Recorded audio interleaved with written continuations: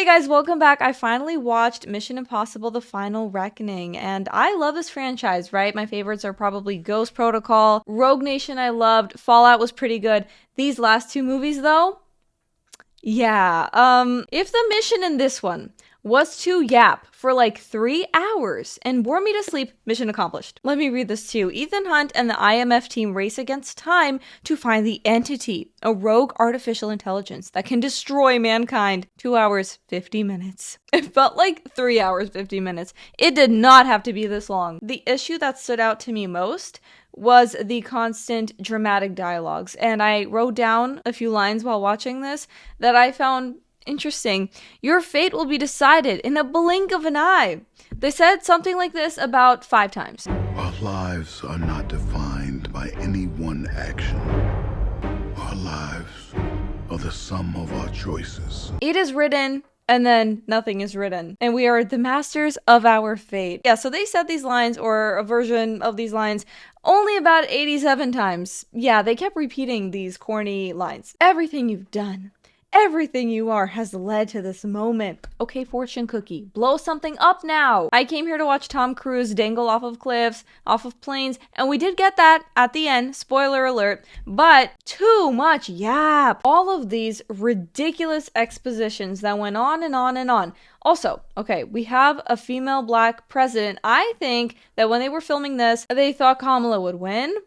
But yeah, the president is the woman who used to run the CIA. This takes place after Dead Reckoning. This time, the villain is AI, or the Entity, which is causing global chaos, and people are being misled by these deep fakes. No one knows what's real, what's fake, and the Entity wants the destruction of the world. Because, for funsies, I guess, I don't know. It wants war, world domination. I mean, they don't really explain this. And it is unfortunate because they could have done so much with this concept, but they didn't show the AI, I feel like, enough times or talk to it. It does have like a voice in the beginning when it talks to Ethan, but that's for like 3 minutes. There are also these keys that can stop it and a submarine, and it's really just a mess. The movie gets so tangled in its own nonsense that every 10 minutes they have to stop and do the explanation circle. It's like, okay, group, let's gather around and re-explain the plot. And they do.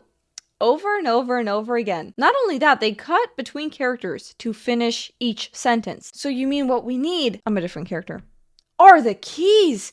But that means exactly.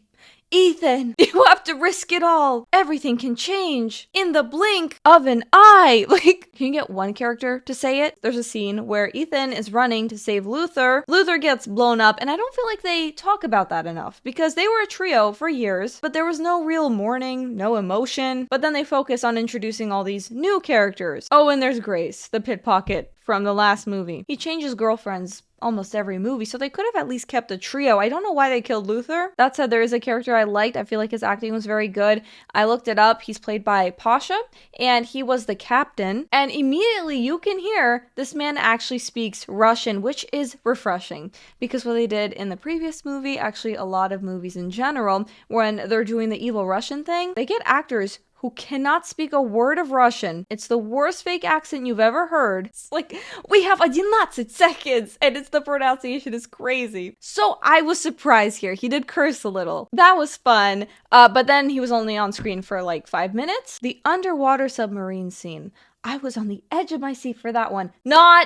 It was supposed to be intense. I don't know how you mess it up so badly. I thought it was so boring, so dull. Ethan takes off the mask, takes off the suit, tries to swim up, can't do it, kind of dies, and then comes back to life because Grace saves him. They don't really show that. I mean, the whole thing is very lazy. But you know what? Tom Cruise, he's still out here running, jumping, doing the stunts. When he's in action, it's very cool. So respect. But I feel like the whole movie relies way too much on nostalgia. Constant clips, constant flashbacks. Oh, remember this moment? Oh, remember that mission? Yeah, I remember. But can we move on? Because this is a separate movie. It's like they kept using older footage to distract us from how confusing and empty this new plot is. So if the mission was to understand the story here, to enjoy it, yeah, Mission Impossible, for sure. So overall, I found it confusing and boring, and it's called Mission Impossible: The Final Reckoning. It doesn't feel final, though. It doesn't end in any profound way just keeps going. You could easily make another movie after this one. No closure, no big finale. I feel like it's more setups for a sequel that won't happen. But okay, I will give it a 4.5 out of 10. But you guys let me know what you think. Have you seen it? Would you see it? Make sure you comment below. Also remember to like, subscribe, hit the notification bell, and I will see you all in the next one. Bye.